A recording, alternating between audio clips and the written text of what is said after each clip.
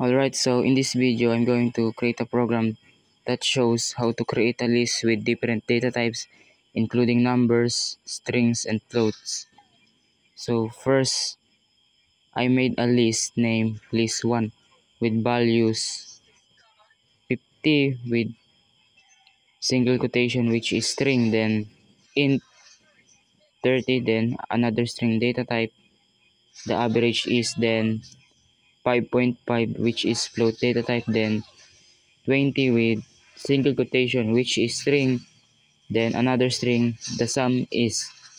So in one variable, we have different data types. So A, comma B, comma C, then A to E, then equal to list1. So saan natin nakuha yung A, B, C, D, E, F? So first is, the first data type is A, then second B, then third is C, then third is D, then fourth is E, then last is F. So that's what we call unpacking, which is A, B, C, D, E, F equal to list1. This means each element from the list is stored into its own variable. So yung A gets 50, then B gets 30, and so on. So dito, i-compute natin yung apat na numbers, yung A, B, D, and E.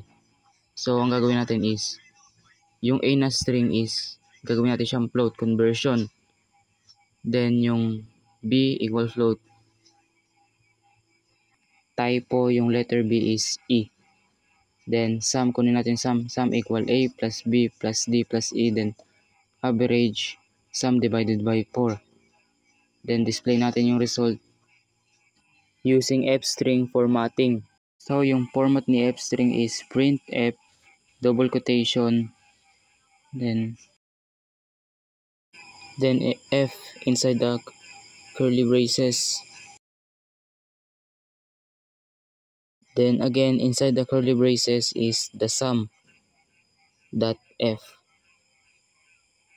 Same lang sa average dot F. So 2F pala dapat para 2 decimal points na yung lumabas. Then print natin yung program, then this is the results. So that's for this video.